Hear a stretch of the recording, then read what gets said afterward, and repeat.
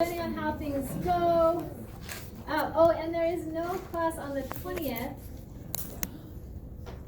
There's no school on the 20th. What for? It's like a staff flex kind of day or something like that. So yeah, I as far as I'm aware, all classes. If you look at the class, if you look at the academic calendar, it's not stuff. And then also, and it's connected with a long weekend too, the President's Weekend. That's like the week when a lot of schools have that whole week off, kind of thing. All right, so as we get closer, we'll see if the exam is going to stick with the 22nd or if it'll end up being pushed to the 27th. Sometimes that happens depending on how topics are going. We're a little bit. Let's see, what day are we on? We're here. So we're covering roots today, so we are a little bit off schedule. So we'll see how things go. I do have this week lab catch-up exam review, kind of to as a space saver in case we do get a little behind like we are. So I kind of anticipated that something like this would happen with the schedule. So we're still looking good, and so you've got your study guide. Question. What type of scantrons will we need for the test? I think it's the E82, which is the 50 questions on each side. And you're going to be filling out the one side, like 50 questions there.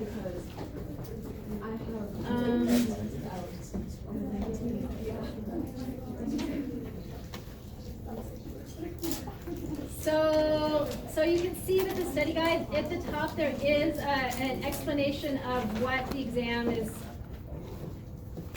some tips on studying for the exam, that you will need a Scantron. And so part of the exam, the Scantron part of the exam is multiple choice, true, false, and then you're going to be getting handouts or paper for you to answer questions, specific questions, and maybe to draw some diagrams. And as you read through the study guide, there'll be little parts like make sure you can describe and draw this, and I'll remind you of certain things. Let's see, do we need another chair? There's a chair right over here. And these tables here are set up so that 5 people can squeeze in there, not have to sit on the end. And so let's see. Oh, and then there's a section of the exam where it's more of the identification part of the exam, where there will be slides, microscope slides, diagrams that I'll be showing you, and I'll be asking you questions about them. Shh, let's focus in here, guys. And I'll be asking questions specifically about particular microscope slides and or diagrams or images of plant parts, things like that. Okay, so that's how the exam will be set up. So my recommendation is just start slowly working through this, and I think anything that seems like it would work well for like flashcards, like maybe drawing out what a dicot root cross section looks like, and or printing out a picture of it, and then the other side, maybe asking questions about specific parts, and you can kind of help yourself in that way, or specifically terminology. What are parenchyma cells? Are they alive or dead at maturity? Major functions, where can they be found? And some things like that, where you have one side parenchyma, on the other side information about those cells. So just start working through those. I know for me, when I was a student and I had if I was lucky enough to get some kind of study guide, I would use that. I would then write up my own things, like try to describe different processes, take the time to draw out things, write things, make flashcards, and when you do that, that's studying, right? That all that prep And then you've got those to keep reviewing and looking back on. When you guys are focusing in lecture and asking questions, paying attention, and working on your lab, asking each other questions, answering each other's questions, helping each other out, all of that is awesome time spent prepping, practicing the material, making sure you're understanding things, okay? So this time in class and in lab is really important. If you take advantage of that time, you're gonna be that much closer to being ready when it is exam time. All right, so obviously there's a section on biological molecules, which we will still review that part of it, that lab, and I think as I was going through this, I updated some things, tried to clarify a few things. There's almost always some sort of typo or something. So if you see something, let me know, so I can fix it.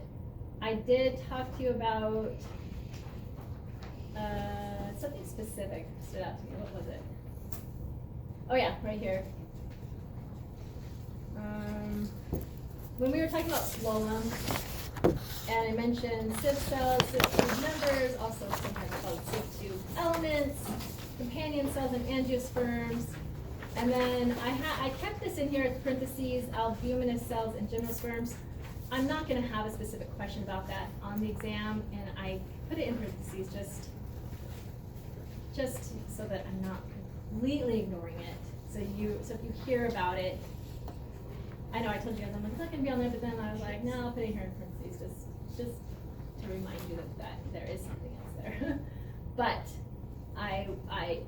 it's definitely not going to be, that part's definitely not going to be on the exam. And then we're getting into what we're covering. We're going to do a little bit of review over this stuff, and actually spend a little bit of time here on paraderm. I didn't really talk about that too much yet. I'll introduce that, and then we'll get into that again when we talk about woody stems, secondary growth. But there's some stuff I wanted to revisit here in relation to apical meristems and what happens there, and cells differentiating, elongating, differentiating, maturing, and whatnot. Then we're going to jump into roots. And as you can see, there's not a ton that you need to know in relation to roots. There's a lot of, a big thing that we're gonna talk about is getting to know the difference between monocot and dicot roots, and be able to recognize them by looking at an actual root, whole root, and identify whether or not it's dicot, monocot. We'll talk about what dicots and monocots are, and recognize them by cross section and longitudinal section. And also talk about different kinds of roots that are out there, and some new terms like paracycle, Casparian strip, root nodules, mycorrhizae, some things that may be some new terms that you haven't heard of before, or some things that you have heard of. All right, so that's the plan for today, and then we're going to be next week jumping into stems, and then leaves. And then we will have covered everything that is going to be fair game for the exam. Okay, so you've got this, and you got all the resources you need to study and do well. If you work well with groups, I recommend you spend a lot of time together. You guys in here, you guys are getting to know each other. Hopefully, finding connections with folks and forming study groups, studying together is always a nice thing, unless you get too distracted by folks. It's up to you what works well for you. All right. Oh, go back to that.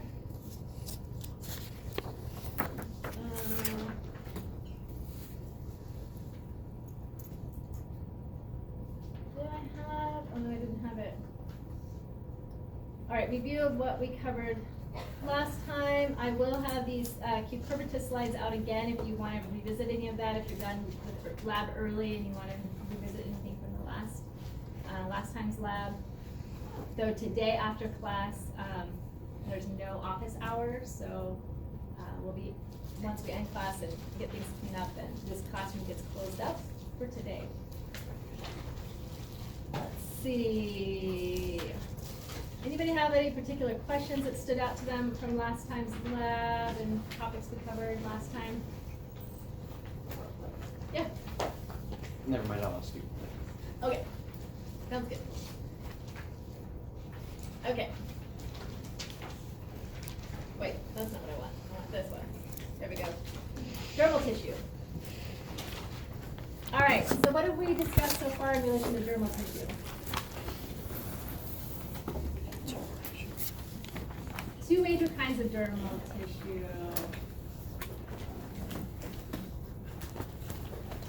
Actually, your silence is making me a little worried, which makes me want to go over. It makes me actually want to start here. Okay, let's start here. Do you remember looking at this last time? We covered mitosis, yes. And I introduced meristematic tissue to you. And we focused in on the apical meristem of roots, specifically onion root tips. And hopefully everybody had a chance to look at those. I do have those slides out again if you need to check them out again.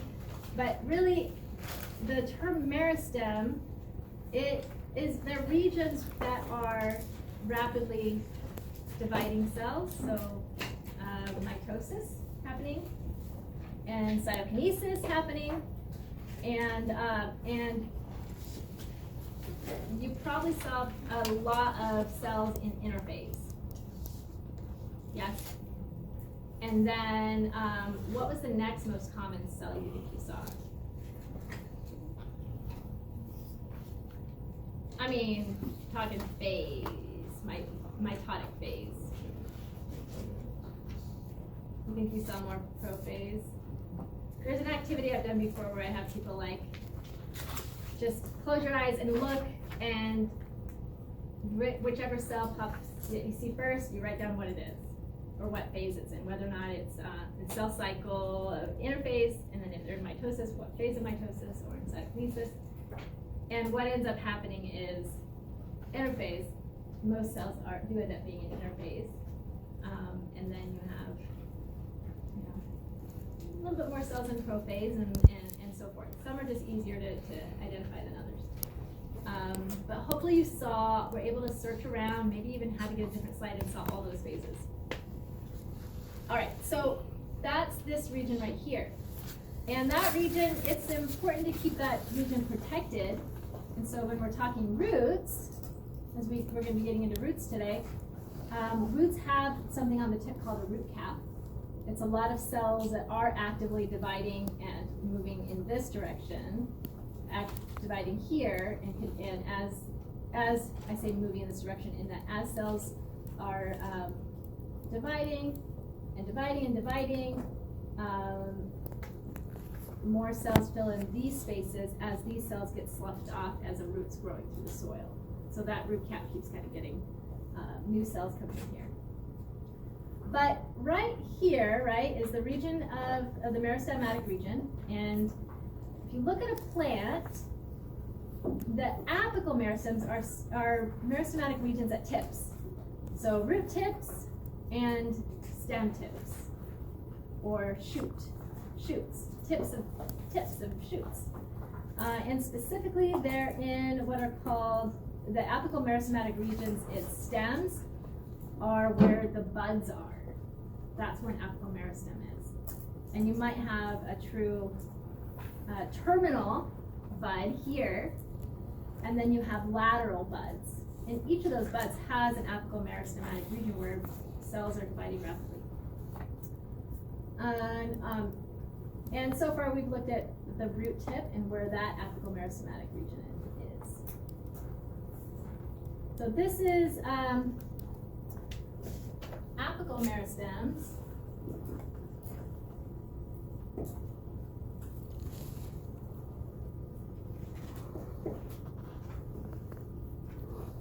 And then we also have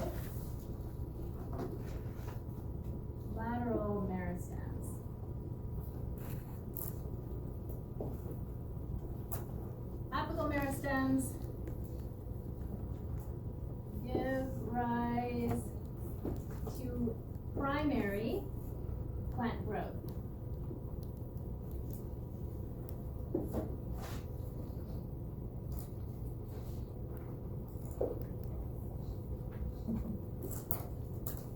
What do you think lateral meristems give rise to? So Give these are rise to primary, secondary plant growth. secondary, very good.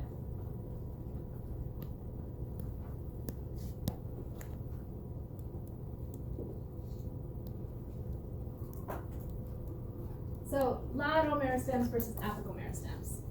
Apical meristems, extension of the plant body, getting those roots moving further, elongating, and stems elongating. Once we start talking about lateral meristems, then we've got wider in girth, and that's where generally we come into get into woody material. All right, so the actual cells, initial cells, are called initials. The first, like those cells that are dividing. You've got a cell dividing. That cell is then potentially going to divide, and then another cell is going to divide, and another cell is going to divide, and the cells that are constantly kind of getting replaced to divide and divide and divide and divide, those are considered initials, and they maintain the meristems. So cell division.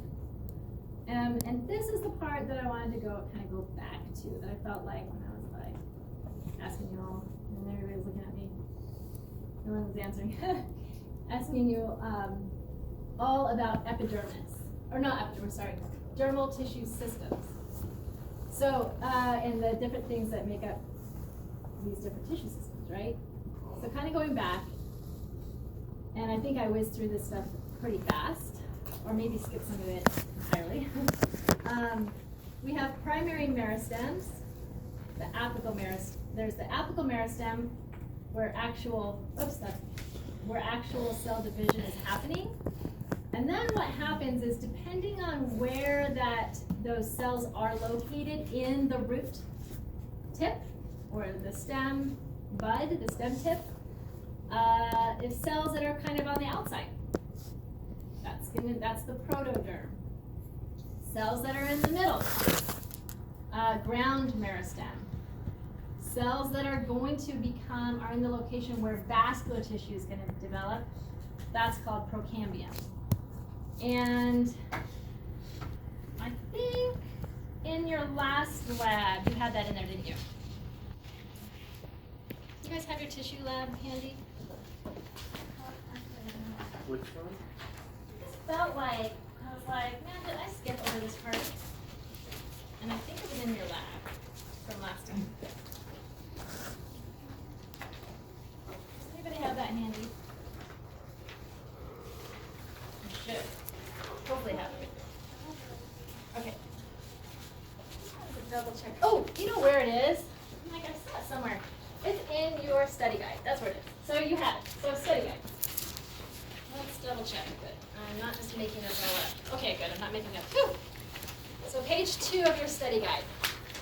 You have this diagram where you have the apical meristem, and then depending on where those cells are located, after division is happening, you have these primary meristems, which then develop into protoderm becoming epidermis, which then can become the actual secondary growth later. Ground meristem becoming ground tissue, procambium becoming primary xylem and primary phloem. That's the tissue systems. So hopefully this is all review for you from what we covered so far. And so stem tip, this would be a terminal bud. Inside that bud, you've got all those things. Procambium is going to become vascular tissue. Apical meristem is where cells are dividing. Protoderm is going to become the epidermis. Ground meristem is going to become the ground tissue. Okay? So in your study guide, that little diagram will help you keep track of what's becoming what. These are where the cells are dividing.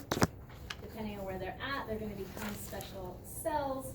But then you have regions where cells are elongating and then becoming mature cells. And we see that in the root. So in your onion root tips, you focus right here. Procambium becomes vascular tissue, choroderm becomes epidermis, and then ground meristem. This is going to be pith, this is going to be cortex of ground tissue. All right, we're going to jump past that. We'll get into that more when we cover stems. But here with our roots, focusing on roots today, this is that apomeristematic region that you focus on to see mitosis. So we have a meristematic cell that can then become any kind of cell. That makes sense, right? And we talked about parenchyma cells being able to hold that meristematic ability. What does that mean? What does that mean for parenchyma cells to be able to hold that meristematic ability? They can differentiate and give us something. They can divide and become other kinds of cells. And actually,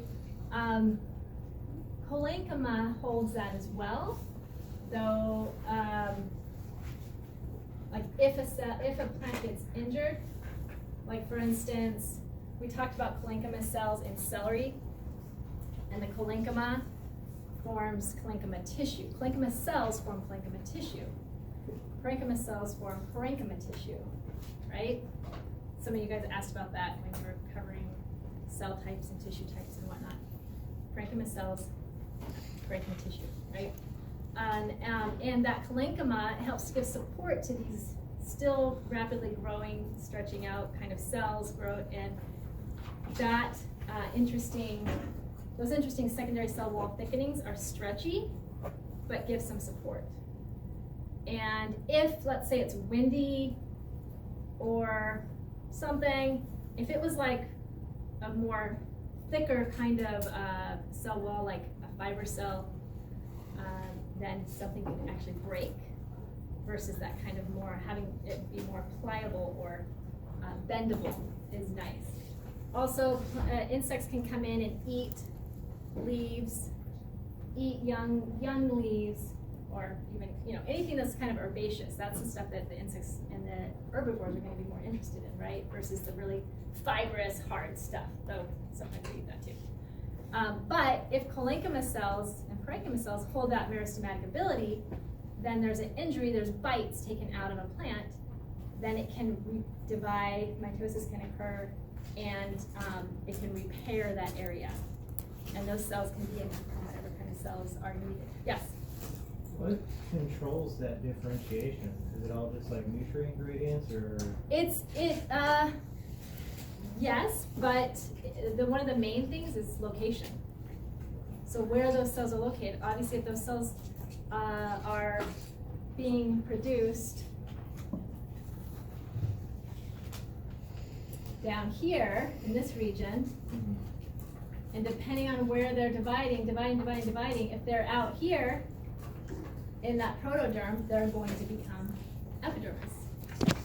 And but in repair, and new epidermal cells would need to be produced, if they're located in that part of the plant, then they do get those triggers to become a certain type of epidermal cell, let's say, or root hair cell or something. And so it's kind of similar with, like, this is a plant class, but when we all start out as a single egg cell, and then a sperm cell fertilizes that egg cell, and then that cell starts to divide. It becomes this like sphere of cells, right? Big blastula sphere. And depending on where those cells are located, they do start to differentiate into different kinds of things. And you start to have this, it looks like a big blob, it's starting to actually take form. And that happens with plants too. And we can trigger things to happen by providing certain kinds of hormones, like if we just have a specific plant cell, and you can actually trigger it to start growing if you give it the right kinds of nutrients. And it starts out as a big blob, it's called a callus, blob of plant cells, and then it starts to differentiate into roots and the cells that compose the roots and so forth. But, yeah, that's a really good question. So we got meristematic cell here, that can be, meristematic cell that can become whatever. And remember, this clues you in, fiber cells, vessel elements, and tracheids, when they are mature, you don't see any living stuff in there anymore, right? They're dead. They don't have membrane, they don't have cytosol, they don't have nuclei, they don't have organelles. And here we have continuing parenchyma cells. And then what do we have going on here? The production of sieve tube element and a companion cell.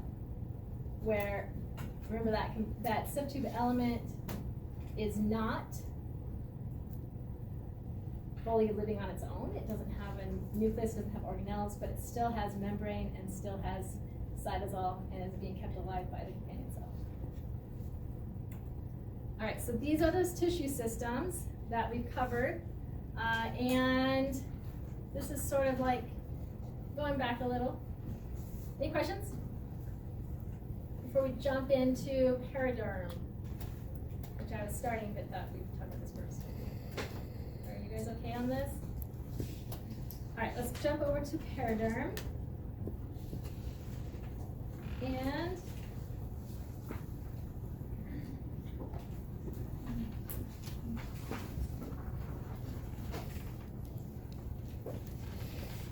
where is my, okay.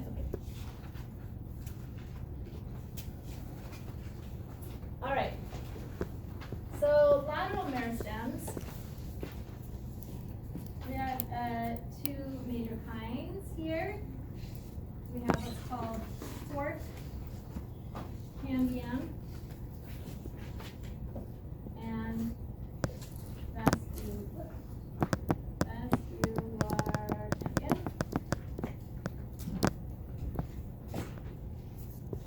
And we know that apical meristem is the protoderm that then becomes epidermis, right?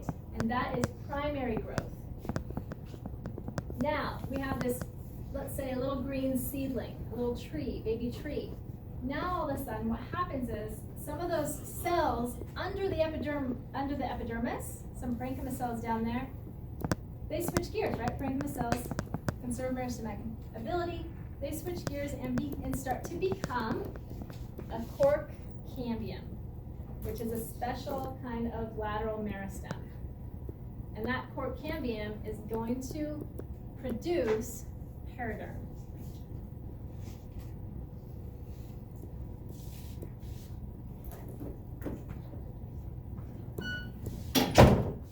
All right, so periderm is dermal tissue of woody plants, okay?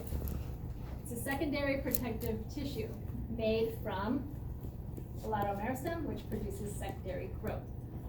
You guys with me on this?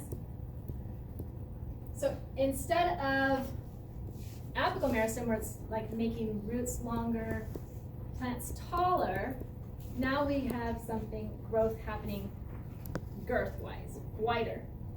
And that epidermis, under the epidermis, you have periderm starting to form. And it's got multiple layers in here. I'll go back. And here we can actually see in this cross-section of a stem, you've got periderm, and there's probably still a little bit of epidermis, original epidermis on this outside, but after a while it starts to flake off and break off, and the epidermis is gone. And any stomata that were on the epidermis, those openings are still there, and they become what are called lenticels. And we'll talk more about that later. All right, so the layers of a periderm are the cork cambium, and we'd have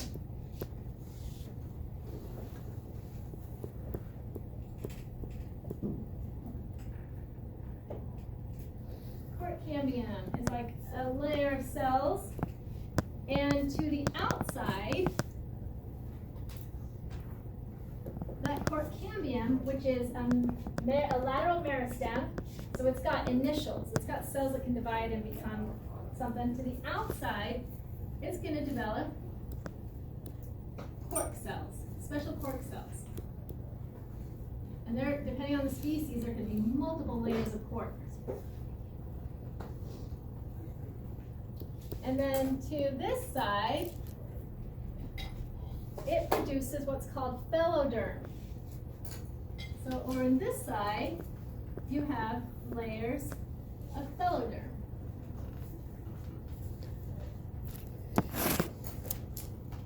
Phelloderm, these are living cells. And cork,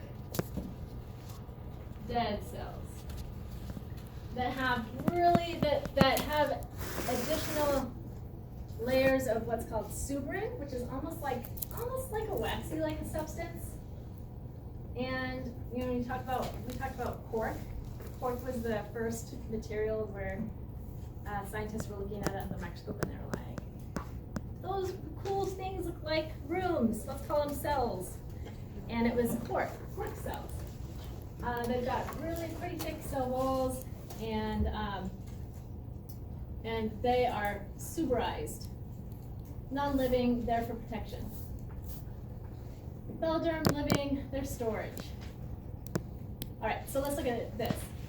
We've got cork, depending on the species, like the cork oak has many layers of cork that are produced, and then in some places they're harvested.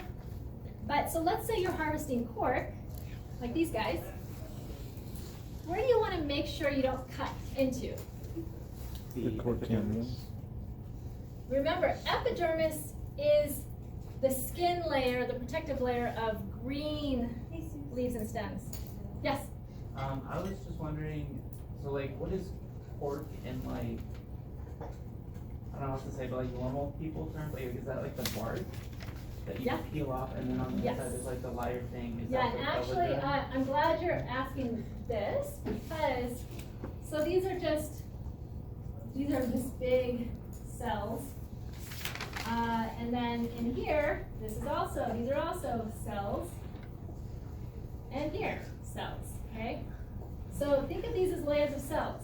These cells here divide by mitosis and cytokinesis and form more and more layers of cork.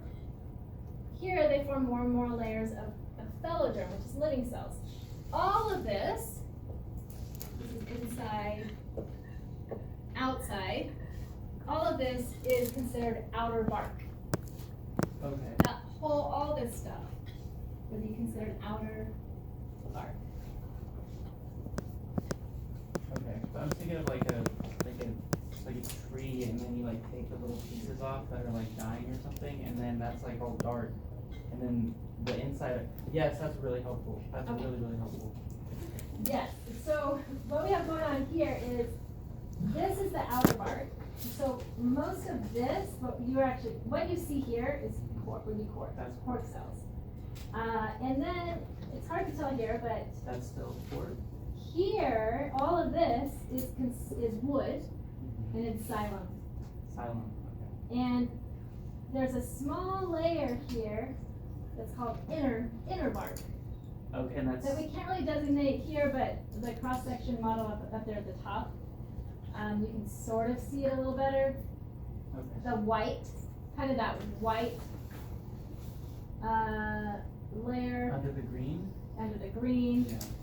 So what you've got going on there is you have phloem, big layer of phloem that blends into the outer bark. Okay. Inner bark is phloem, Okay. outer bark is those three layers: phelloderm, cork cambium, and cork.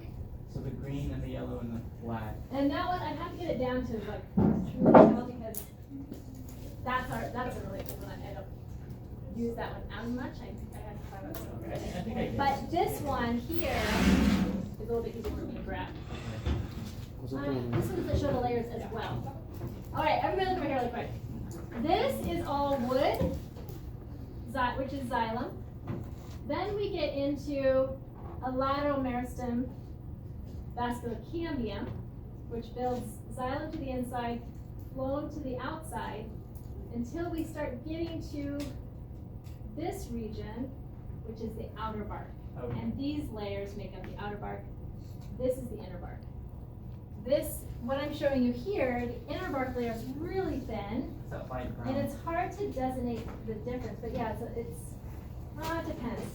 Some of this is stained differently over here, but kind of like a lighter area, and then it sort of, the cells start to change into outer bark. Okay. And within the outer bark layer, there is the cork cambium. Okay. So if we go back to if you're harvesting cork, what layer do you not want to cut into and destroy? The cork cambium. Now, if so though, there's backups. So the phelloderm being those living cells, which are kind of like parenchyma cells, they could actually be triggered to start becoming the cork cambium too. But you're not dealing with very much, there's not a lot of space there to work with. You get too far down in there, you could actually, what's called, girdle that tree, and you've ruined that ability for that plant then. If it gets down too deep, and you cut the entire ring around that whole tree, then you may have damaged too much of it into the vascular cambium as well, and that tree's just not gonna be able to survive. Okay. All right, so we're covering a lot here. Apical merostems versus lateral merostems. Pretty much everything we see here, except for a little tiny dot in the middle that I can't see right now. Little tiny dot in the middle. Everything else is secondary growth from lateral merostems. That initial little dot in the middle would be like if this was a little tiny green seedling. That was the initial primary plant. And then everything else got wide and thick around it. All right, so I'm introducing this stuff. When we cover stems next week, we'll review all this and take a little more time. I'll pull down that model too, so we can have a little bit easier access to it, and we'll get into that in a little more detail. All right, cortex. You guys know cortex? What's that? Spanish guy. What's that? Huh? So if we're looking at a stem section, and we've got, we'll get into more of stems and what's happening. Remember, you kind of looked at this with the, kind of looks like that a little with your cucurbita stems. Remember? These are vascular bundles.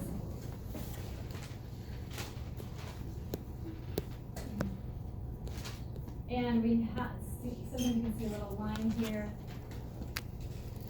As we look at this, this is the vascular tissue. Then what is this area here? Ground tissue, right. And if it's ground tissue that's between the vascular tissue and the epidermis, what's that ground tissue called? Cortex. Cortex. What is it called in the middle? Pith. Okay, good. So just reminders. In the cucurbita, a lot of that pith was sort of degraded, if you remember. All right, so we're looking at a little section, if you imagine, kind of cut out of here. And looking at what's happening in actually a woody plant, not cucurbita, which is green, herbaceous.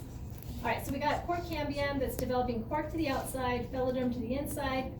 These early young cork cells are alive still, and then as they get mature out here, they are dead at maturity.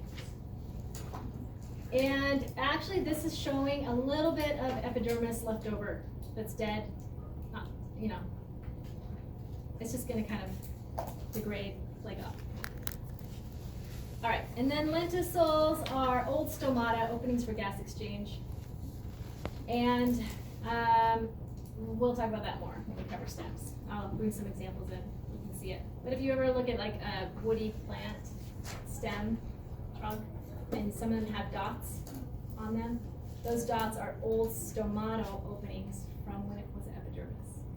Now it's periderm, so there's just like these little holes, these little dots. it for paraderm. So now when you review that part on your study guide, you'll be familiar with those terms. Okay? It is so tricky to tell the difference between cork cambium, cork, veloderm. I'm going to ask you to try to make sense of it when you look at stems next week. Good luck. You'll have better luck making sense of the difference between phloem and xylem, inner bark and wood, than you will with what's happening with outer bark. But we'll work together on that. All right. Now, I kind of forgot last time to have a little quote or something interesting to show you or talk about, but I've got something today. Whoa, not that. Where did we go? Here we go. This is just kind of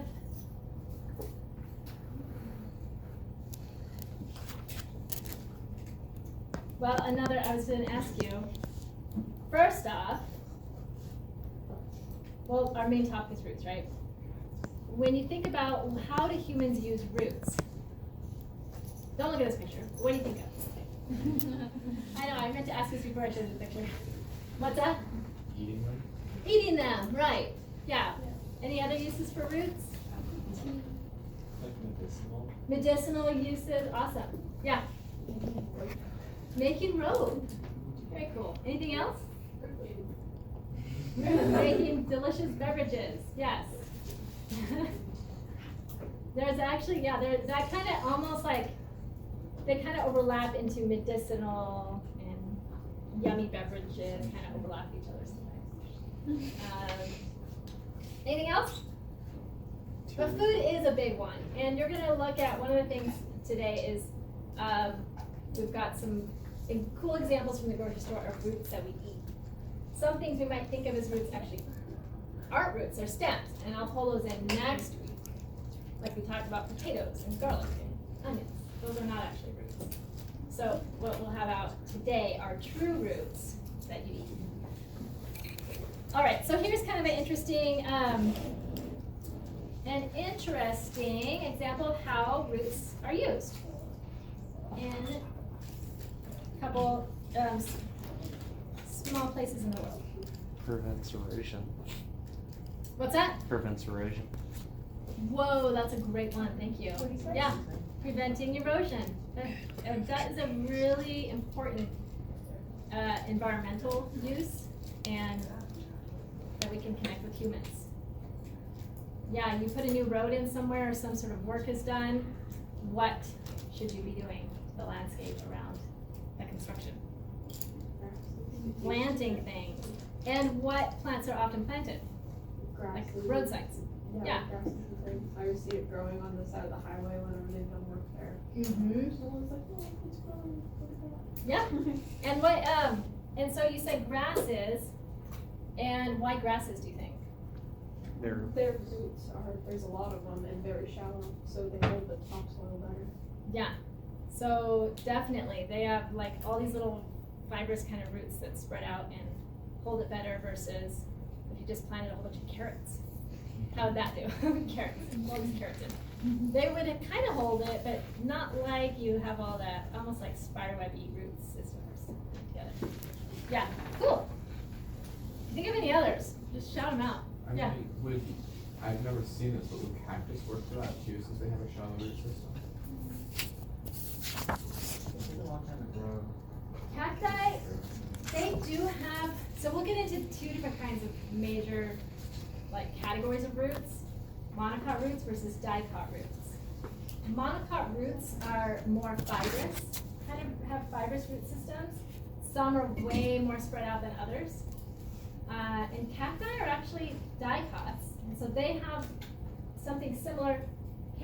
We've selected for carrots to have super big central, these central root tap roots. Cacti have those too, but they have a lot of lateral roots coming off their main stems, where they can actually kind of help hold the soil. But they're not going to be as like spiderwebby and all these different you look at something like a certain kind of grass, and then what you've got at the base here is just all these roots. There's not like one main root coming out with lateral roots coming off. And each of these has lateral roots coming off and lateral roots coming off.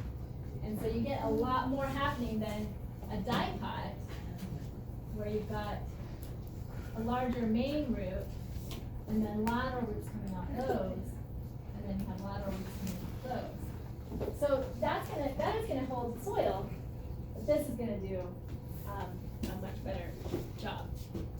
So we'll get into this, but that's considered a fibrous root system versus taproot system. And this one, dicot versus monocot.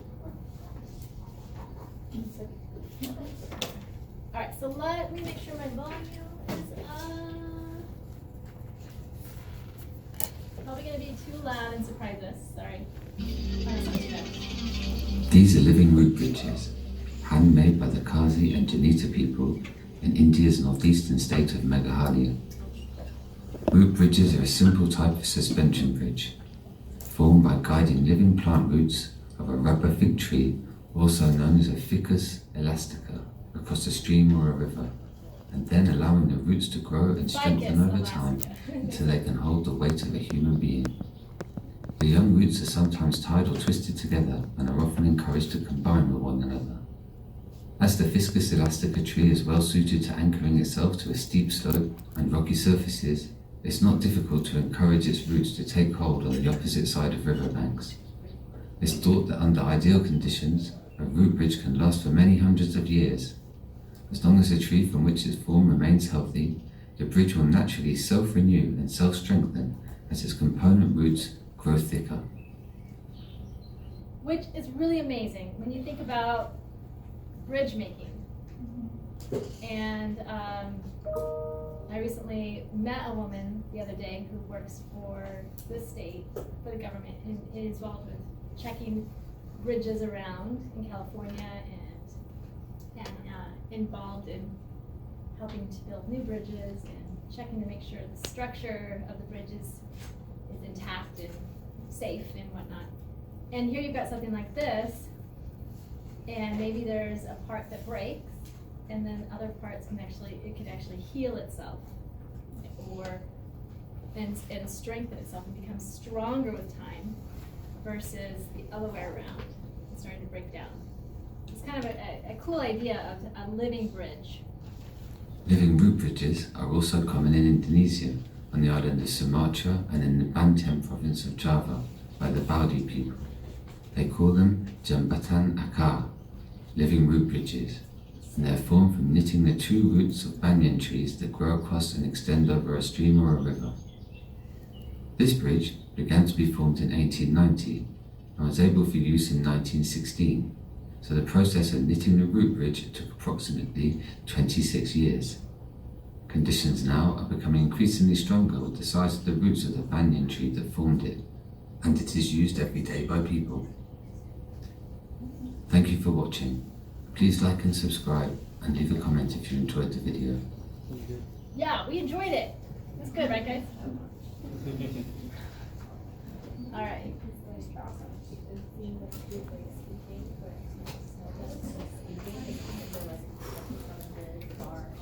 All right, so what do you think about that? Cool. Yes, very cool. What did you see that were being used for, like, weaving?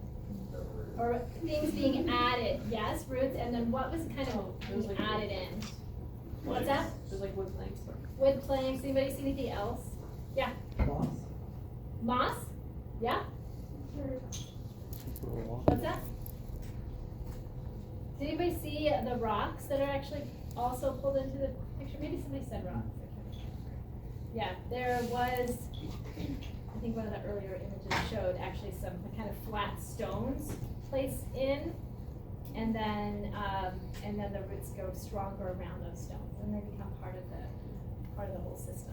You also said something about rubber trees being used.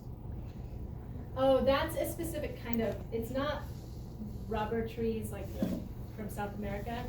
It's a type of ficus, a type of fig. It's like the rubber, it's one of the common names. Common names can be tricky because there's certain, like a common name can get you thinking about another plant than what the person's really talking about. So that's one of the reasons why scientific names are so important. Is there's one name that species should be called, but then you could have hundreds of common names. And something like, for instance, spike moss is not even a moss. And so sometimes common names can be deceiving in that way too. But yeah, it was a type of ficus, fig tree, and then the other one was the banyan. So a couple different species being used. All right, so roots. And are the first major organ we're going to talk about. And what you're going to see is that as we talk about what a root is made up of, it's all the stuff you've been learning. So you're just going to be getting a lot of review, just seeing how those major tissues you've been learning about are arranged in dicot roots versus monocot roots. Okay? And then learning a few new terms. All right, so here we are at the roots. So you see those major tissue systems, dermal, vascular, and ground. And this is actually showing a dicot root. And so then we'll see how that's different to a monocot root. All right, so review. We already talked about all this. We can jump past this. Oh yeah, I forgot I had all this review in there too. All right. So major functions, and we can add some more to this. Major functions for the plant. What are roots for? They collect nutrients. Yeah, pulling in nutrients, absorbing water, pulling in minerals. So that kind of pulls in absorption.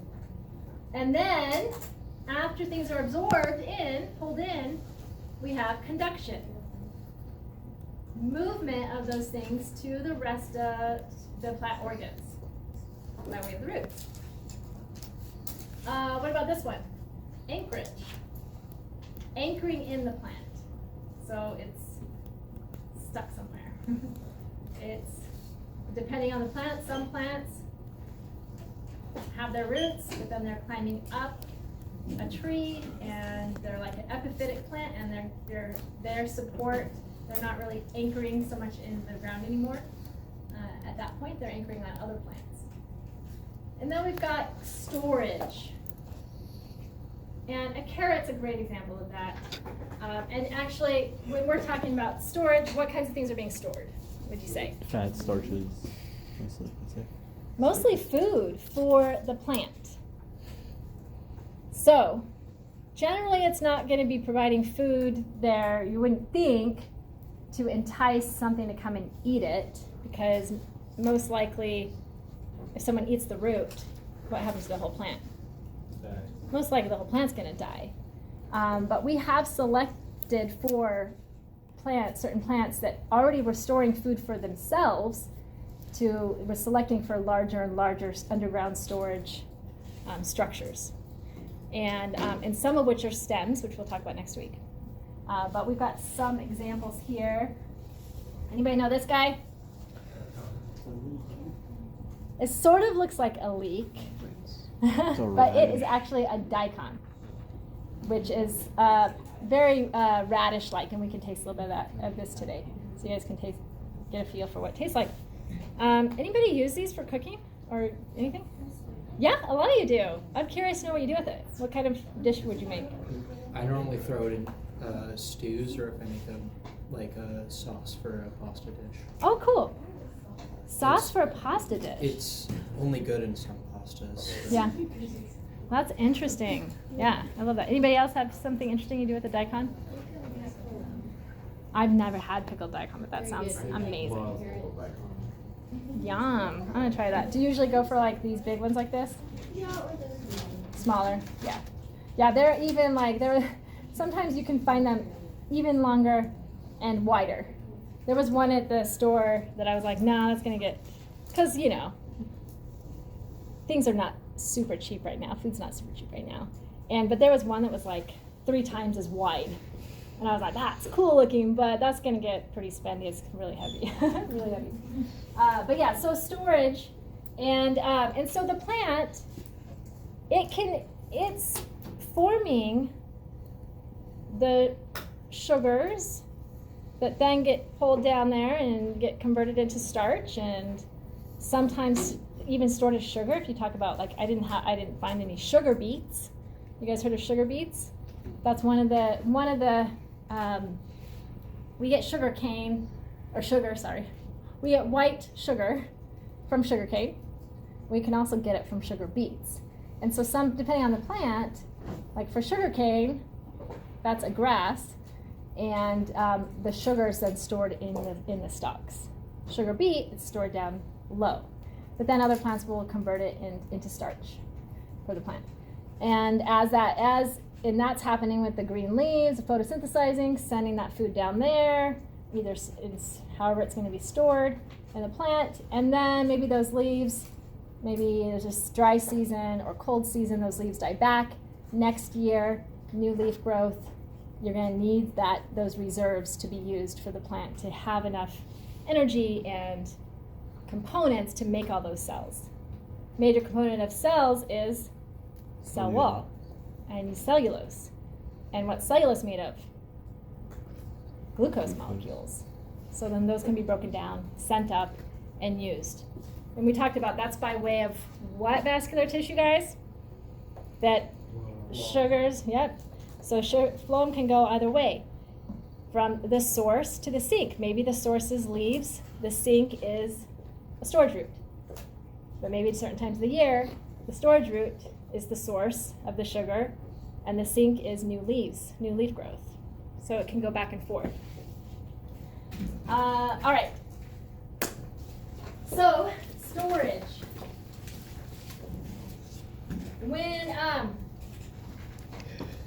When we talk about a new baby plant, so seed plants, not all plants are seed plants. Gymnosperms and angiosperms are seed plants. A seed has a little baby plant inside of it.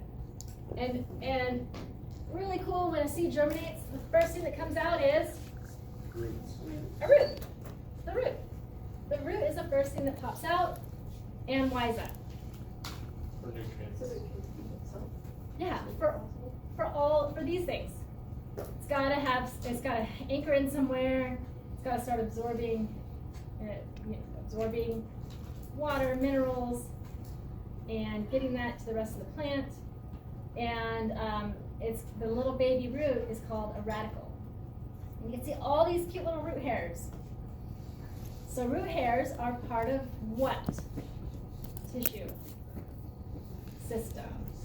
Tissue system. Remember the tissue systems? Dermal tissue system, ground tissue system, vascular tissue system. What? So you just said vascular. The root hairs are dermal tissue system. No. They're part of the epidermis.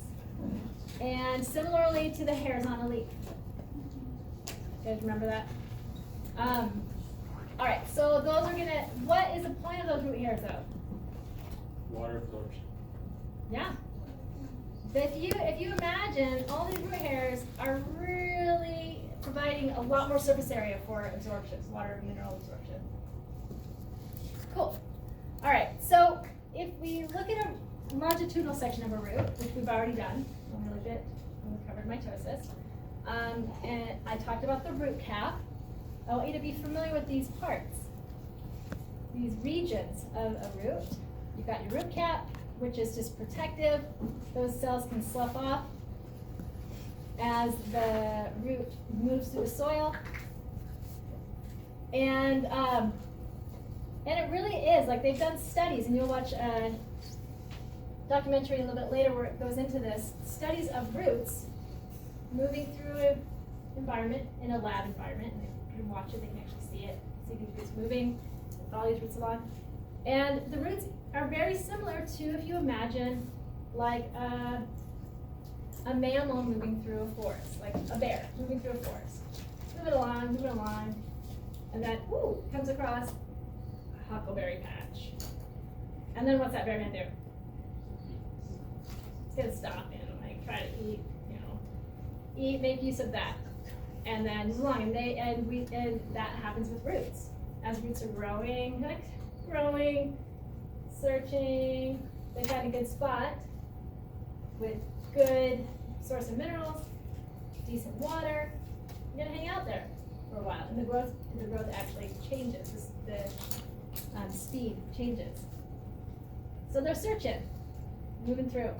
And they might bump into a rock, and actually causes it to start growing and growing around that. We'll get into some of that stuff later.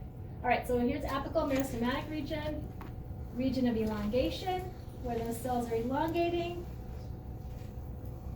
by way of water, the water pressure inside helping those cells to expand, and you have actual cell wall being produced from that in the membranes, expanding, and then you get into this region of maturation where then those cells, depending on where they're located, become epidermal cells. Here's root hairs, cortex, ground tissue, right? And then you've got your vascular tissue and those special cells. What do these purple ones look like to you? Vascular.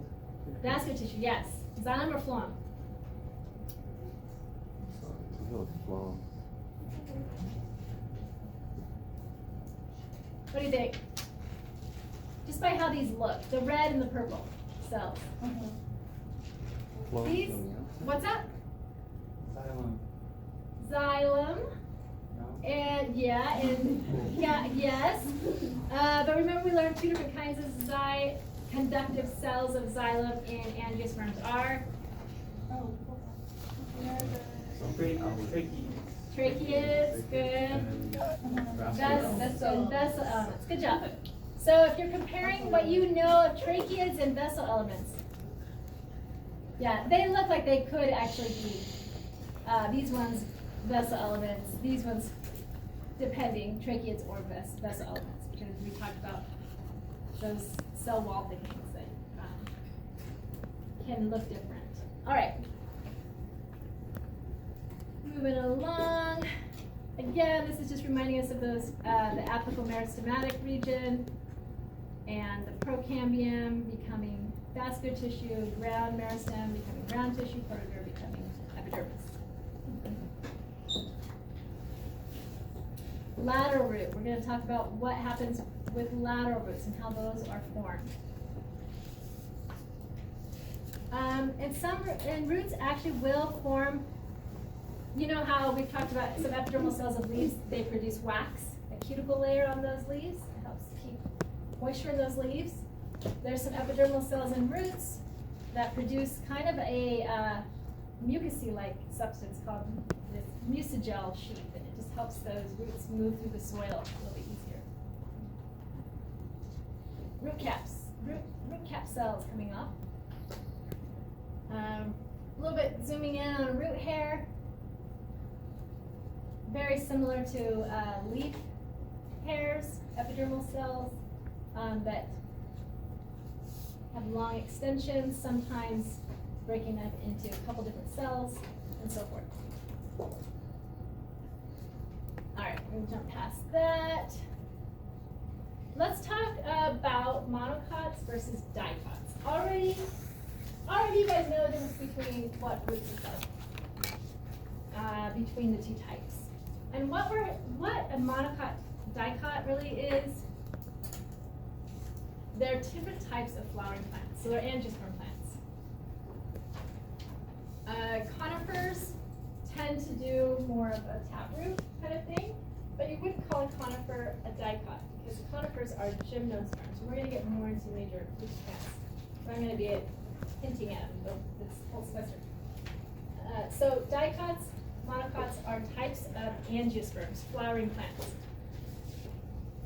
And this you do have on your handout. Oh, no, you don't. Okay. All right, Haley, do you mind getting these test out? All right, this handout, this is your root lab. Let me go to now. It has the same thing. Except, sorry, it's not in color. But it was just a way that when botanists were making sense of plants, they're like, these kinds of plants have these kinds of features, these kinds of plants have these kinds of features. We're gonna separate them in two major groups, monocots versus dicots. First major difference is this one, right here. Seeds. The word monocot actually comes from, the cot is cotyledon. Cotyledon. A cotyledon is a seed leaf. So we talked about a little embryo inside a seed with a radicle for the baby root, baby leaves. There's a little tiny stem with tiny, tiny little embryonic leaves starting. But then there's these special seed leaves that with some plants are really big. Monocots have just one, monocotyledonous. That's the full term for monocot. Monocotyledonous. Dicots are dicotyledonous. Dicotyledon, you see here cotyledon, there's two cotyledons. So in a dicot seed would have two special seed leaves. So going back to this, what kind of plant is this? What does it look like to you guys? What's that? Dicot. Dicot, very good. And how can you tell? Cotyledons. Vegetables. I have like 5. I have an extra. That's weird, yeah. I printed out more than what we have in our class. Did you say you have an extra? Yeah. Oh. We could probably use that over here. There must be extras around, flying around, unless I got my print order wrong. All right. So cotyledons, very good. You counted 2 cotyledons. And think about a peanut. Think about a bean, right? Peanuts are easy to think about. Well, we already talked about, we had peanut butter out, we learned not to do peanut butter here and then. We do have some students who can't have peanut butter. Feel bad. So I won't bring out peanuts. But we may just have to use pictures. But if you imagine a peanut, everybody, and you break open the peanut shell, and you've got the little seeds inside, there's usually like a little skin that you flake off, and then you've got the 2 little halves you can take apart, right? And there's a little tiny fish inside, or some people call it Santa Claus face, I don't know. That's the little plant embryo, like we see here. Little plant embryo. And you've got the little radicle here, the little stem, epicarpal, apical, stem, and the little tiny baby leaves. Well, it also has these interesting seed leaves that are actually attached. It's not showing them attached, but they are. All right, that has a lot of food in it, and those dry out and fall off as the plant grows. And then the new, young, little baby, tiny leaves, not seed leaves, but the young plant leaves are the foliage leaves, and those are going to get photosynthesis. All right, so dicots. So we already know beans, peanuts are dicots. They've got 2 cotyledons. Question? There's actually a great example of that right now outside of class. There's a ton of acorns that are starting to germinate, and you can literally see them starting to like the roots starting to want to go down into the ground. It's really cool. They're like everywhere outside. That is really cool. Yeah, we will bring some of those in. Thank you. I pulled up a little. There's some little pea plants outside. Some little vetch plants. I pulled one of those in that we'll look at. But that'll be cool. We'll bring in some acorns. Thanks for bringing that up. So, are acorns dicots or monocots? What do you think? Did you look at them close enough to tell? No, I didn't. Ah, I tried to just leave them because some of them they were like literally starting to go to Yeah. the ground. I didn't want to like take them out. We but- should dig one up if you guys want to do that. Get one of the little shovels from the greenhouse and dig one up enough so we don't have to disturb the roots, but we can bring it up. Paper towel. Bring it up. Maybe get a paper towel to set it on. The greenhouse. I think Deanne's not sure. Oh, right, we just got paper towels. All right, okay, cool. So we got cotyledons, seed leaves, and then we got what's happening with the leaves. Different characteristics here. There's parallel venation versus branched or netted venation. Do you remember talking about that last time? We talked about vascular tissue, I talked about the veins in a leaf. And we've got netted versus parallel veins in a grass, netted leaves. Yes, question? Do you have an example of a monocot? Yeah. Okay. Coming up. What does this look like? Wow, it looks like a rose. Looks like a nut. It is actually, it's actually hard to tell what it is, honestly. Yeah. Just imagine it has, imagine it's all yellow. Because the outside was ripped open. Mm-hmm. It's corn. Oh, it's corn. Yeah. It's a kernel of corn. Okay. Sorry. Yeah, so all the grasses. Corn's a grass, sugarcane's a grass. What other grass are we talking about? Bamboo is a grass. Those are all great examples of monocots. Okay. Also, we got some spider plants up here. These spider plants have some nice little asexual reproduction happening here, shooting off little babies. We'll talk about, that's a special kind of stem we'll talk about next week. But just looking at these leaves from where you are, what do you think's going on with those leaves if you think about venation-wise? They're kind of far away, hard to see. So I'll draw one for you. If you could look at it up close, you would see that it's got venation like this. And if it does, and this is not the best. Well, sorry, that's not the best. When we cover leaves, we'll get into this in way more detail. But there is a major vein here, but then a lot of parallel veins. So what do you think about the spider plant? It's got this kind of leaf. It's got parallel veins. It's a monocot. You think of like irises, daffodils, onions, garlic. They are all examples of monocots, and all the grasses.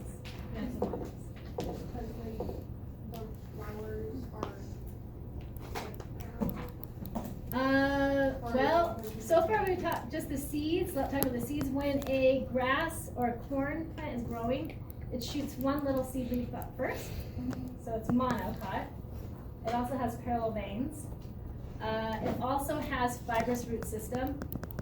The flowers of corn, if you look really close at what those flowers look like, they do have parts of multiples of 3. But grasses are just that way. They're tiny. You guys might not even think about grasses as being a flowering plant, but they are. But maybe think more of like a daffodil or an iris or a lily. They actually, and we're going to get into that when we cover flowers. We'll get into all this more later. But as you pull these apart, there are multiples of 3. 1, 2, 3, 4, 5, 6. Whereas dicot flowers, the parts are multiples of 4s and 5s. So you'll have to get to know what those parts are and then count them, and that can be another way for you to tell whether the plant's a monocot or a dicot. Yeah? Why is there a difference in the flowers like that? Different species. So there's a diversity. And if you think about, so if you have like plant evolution, we've got our first plant down here on our plant family tree. All plants evolve from one, and then you have multiple branches of different kinds of on our plant family tree. And you have all these groupings and diversity happening, different species, different speciation events. And you end up with, monocots actually do end up being more closely related to each other than they are to the dicots. So they're like, think of them more like closer relatives. And they all share those interesting features of flower parts of multiples of 3, fibrous root systems, parallel leaf veins, single seed leaf, monocrop. And dicots. Dicots kind of do have a couple different groupings, so they're a little bit out there. We'll talk about that more later too.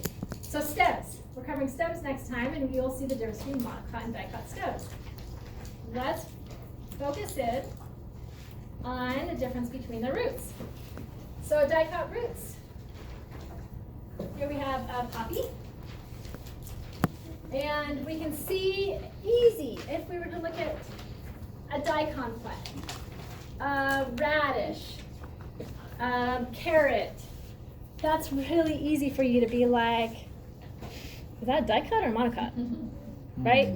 So most of our storage roots that we eat are going to be dicots because we're going for that tap root. And then you can look at the leaves here too. These are not parallel veined leaves. These have different things happening with the venation, which we'll get into more when we cover it. Cover leaves, regular. So we've got then fibrous root systems. And as was mentioned, great for soil erosion.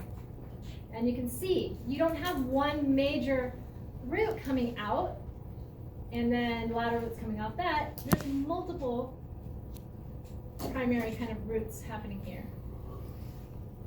All right, so you guys see the difference? This one can be kind of deceiving. It does have one main, but then laterals came off of it. And so those lateral roots can kind of deceive you, but there's one major root and then others coming off and then others coming off of those. Whereas this, almost like just a lot of like fibrous hairs coming out of the base. All right, now let's look at the difference between a cross section. So you can see what they look like, difference visually. If we were to take a monocot root and slice through it, make a microscopic slide of it, we can see those different tissue systems you're familiar with, right? Epidermis, ground tissue, vascular tissue, right? How's that vascular tissue arranged in a monocot stem cross-section versus a dicot stem cross-section? That's going to be what you're going to be practicing. A major part of today's lab, just looking at examples of each, making sure you can identify them. Okay? What does the vascular tissue look like? How's it arranged? It's in a ring. So in a root cross-section, you've got a lot of that ground tissue, right, supports the vascular tissue. The ground tissue in the middle is the head. The ground tissue outside of the vascular tissue, but inside of the epidermis is cortex. Then you got the epidermis. If we zoom in on this vascular tissue, you should be able to recognize the components of vascular tissue that you've learned.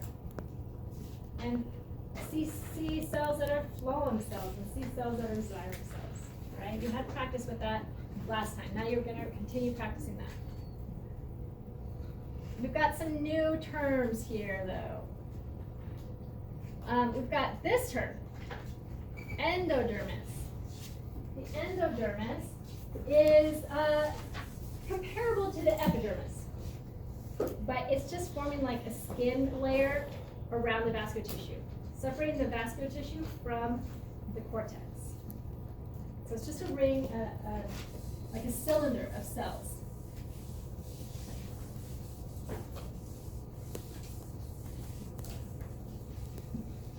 And then what's inside of that?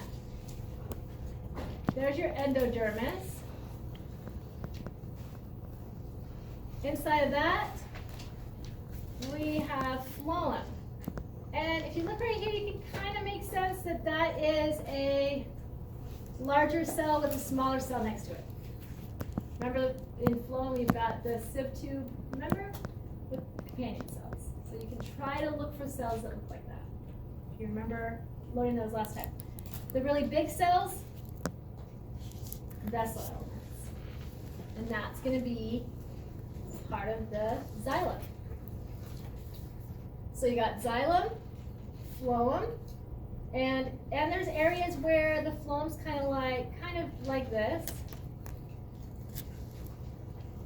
and xylem's going like this, and that's xylem. And then on the other side of that, you have parenchyma cells of the ground tissue in the middle, which is the pith. So, big picture kind of drawing of this. Did you find it? Yeah. Cool. Maybe I can pass them down. Yes. The rows, so Okay. I found two of our ones still long. Oh. Ooh. Oh, cool. So yeah, so we can pass this out. Are any of them starting to show? Oh, shoot. What? We should try to print this and keep watching it. Yeah? Let's get it in some water. This one's really cool as it comes around because you can start to see that the seed coat is coming off and you can start to see the leaves, which should be, oak is, if it has two cotyledons, it's what?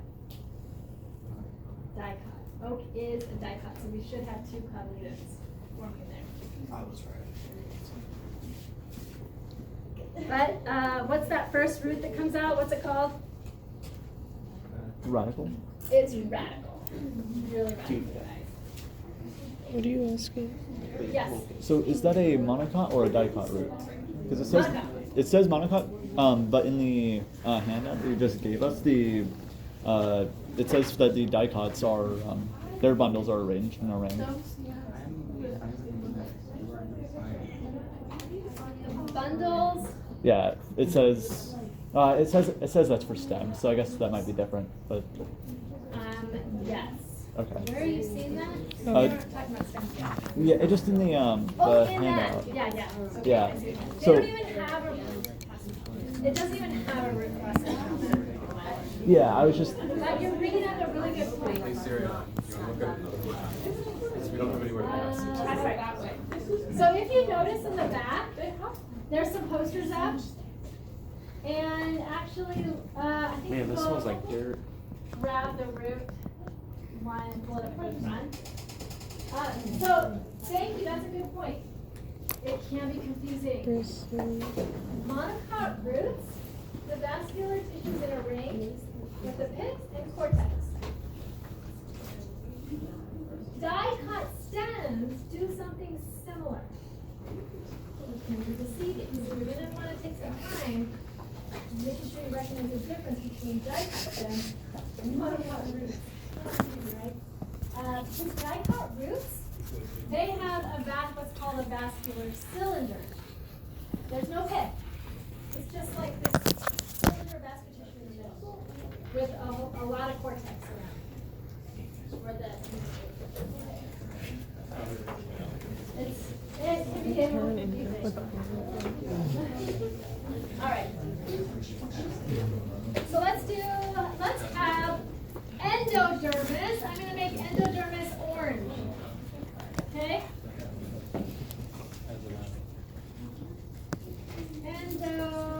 Endodermis. What's on the inside of the endodermis? Stuff. On inside of there we have phloem. And the phloem's kind of like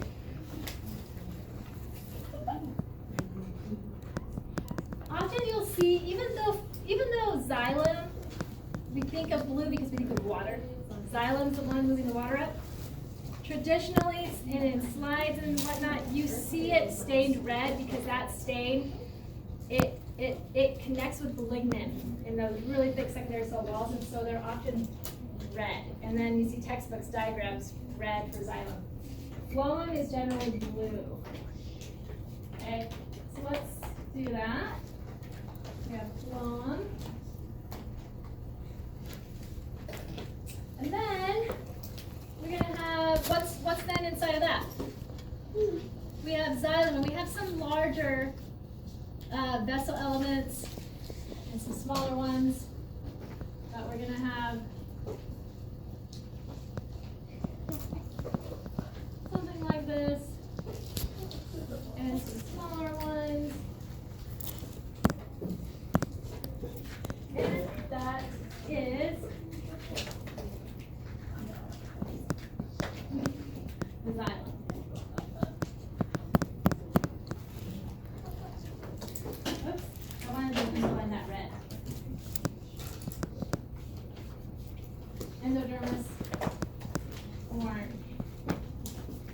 And then, what's in the middle?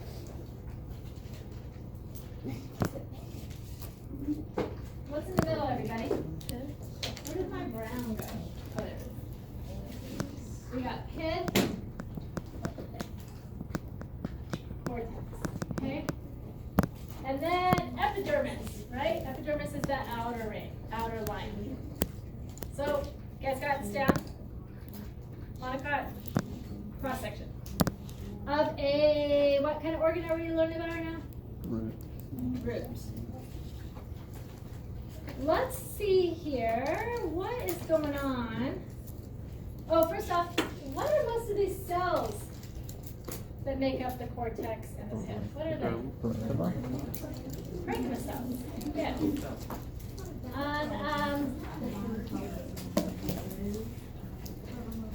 Actually, this one's not showing it, but we'll go back to it. There's another ring of cells I'm going to point out in just a minute. All right, so now let's talk about dicots. Dicot roots. We've got a vascular cylinder, and then cortex, epidermis. That seems pretty easy. Let's keep this pattern down, folks. All right, we've got epidermis. What are a lot of these parenchyma cells over here doing? Yeah, storing starch, which makes sense. That's a big function of roots, right? Storage. And so the stain that was used here is actually getting picked up by these structures. What are those? Amyloplasts. Very good. So you recognize those. And now we get this ring of cells here. What's that ring of cells? Endodermis. And this endodermis has, let's zoom in a little closer to that endodermis. These cells do have some extra material here, which is similar to what you have with cork cells. Remember I talked about is they're suberized. There's suberin, which is sort of a waxy material that helps with why cork is so great at keeping gases from passing through and water and whatnot. There's material here that is similar to that. It's called Casparian strip. And check it out. It's not on all cells. This cell doesn't have it. This cell doesn't have it. And those special cells are called passage cells. So those cells help. So water's coming in. Water's going to move through these cells here and in between the cells. And it's going to be able to get into the vascular cylinder by way of these passage cells. All right. So, endodermis. Let's do our endodermis here. Endodermis. Right?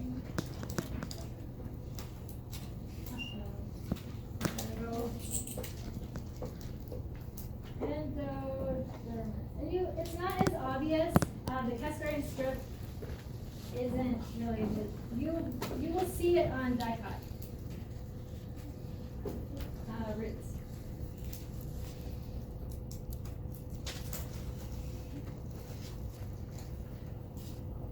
The Casparian strip. And right inside of that line of cells, single kind of, think of it like a cylinder, right? We're just seeing it as a ring of cells, but think about that as being three-dimensional, right? Yes? Do all dicots have a Casparian strip? As far as I'm aware, when you learn about root, that's not something I've studied, but when you learn about roots and parts of the roots, it stands out with dicots and roots, yes. You know how there's often exceptions in science, so I hate to always say yes, always, because maybe there's something that's hasn't been discovered yet. Now we are coming in here with that next ring of cells in. This next ring of cells are special parenchyma cells that are called a pericycle. Pericycle cells. And that is a part that I need to add to the other, where's my purple? I just have purple right here. I need to get some more. Okay, I'll use pink. We'll use pink. Alright, so we got pink is the next cell, bringing cells in. And, I forgot to mention. Is it inside or is that outside? Yeah. Yeah, let me make these thicker so they're more obvious. So.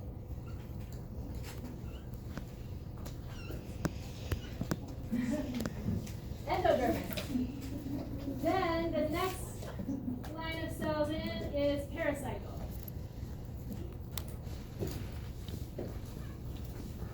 Those are special cells.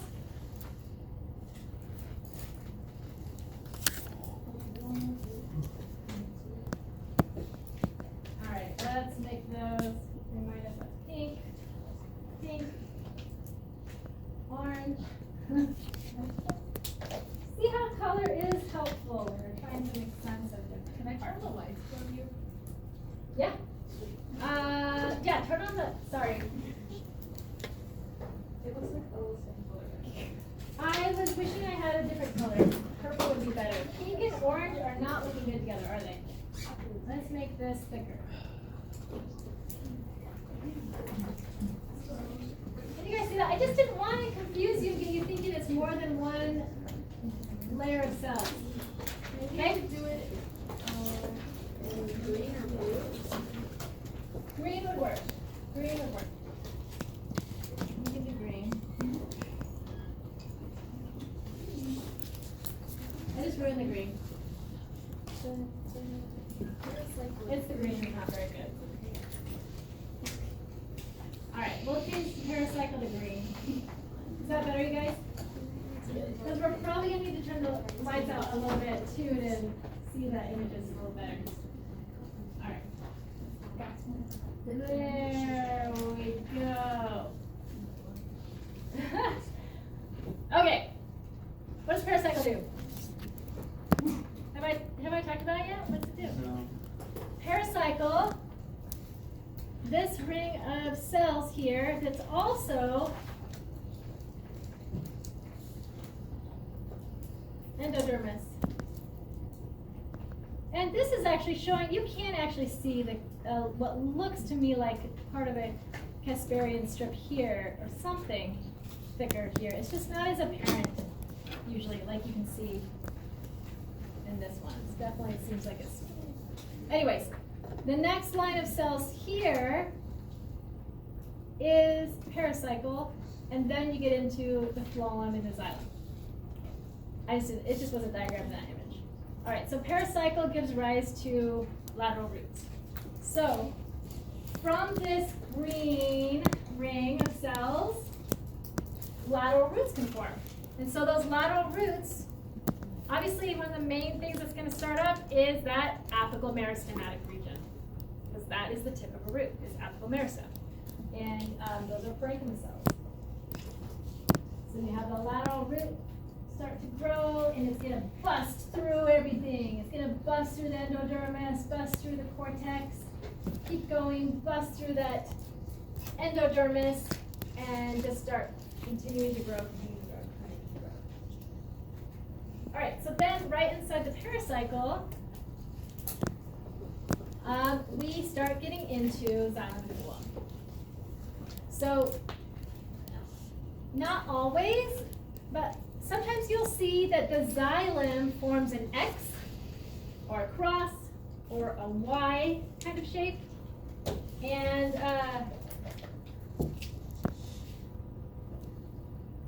something kind of like that. But it can also sometimes look like that. This sort of depends. But you've got xylem in the very middle. I'm going to have it look like this. And these are all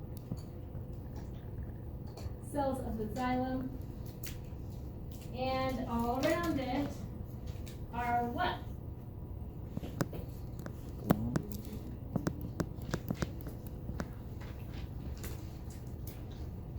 What's the blue? Phloem.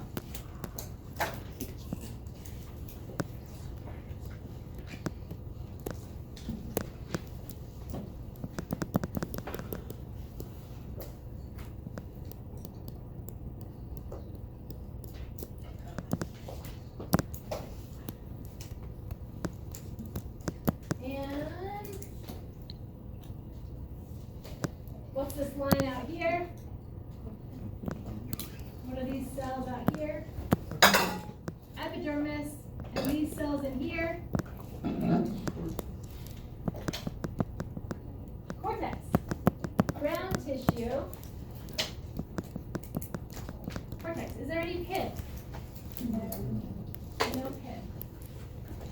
What about monocots?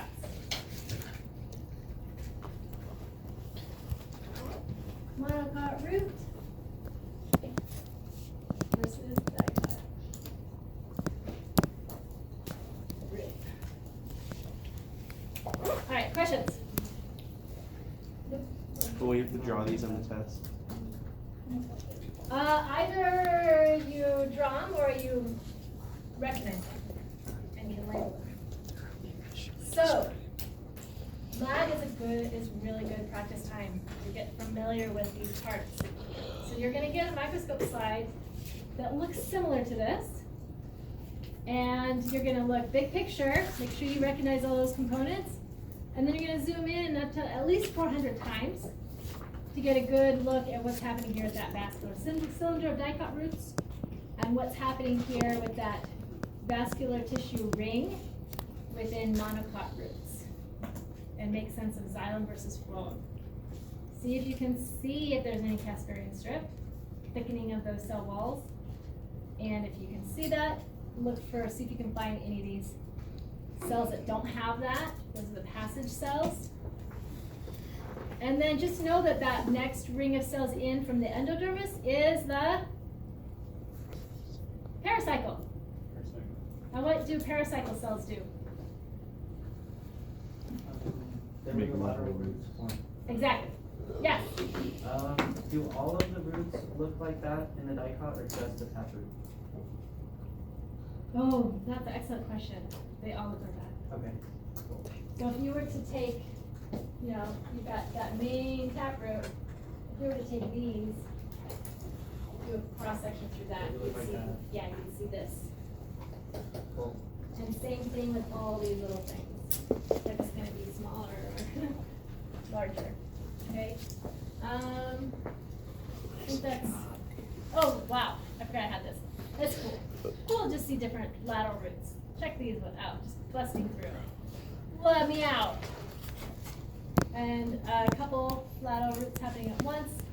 What we've been talking about is primary growth. And have you ever noticed like some roots can almost be, they're woody. From like if we were to look down these oak trees, look at those roots, you've got some woodiness to that. And so you actually have then lateral meristems coming into play and wood forming, which is kind of interesting. So you can, and that's by way of a vascular cambium then starts to develop. And we'll go into what's happening with that. We'll focus more on that kind of secondary growth with stems. All right, let's go ahead, take a break. And when you get back, get those microscopes out. We'll quickly go through some examples of specialized roots. And then you have the rest of the time to compare dicot, monocot roots.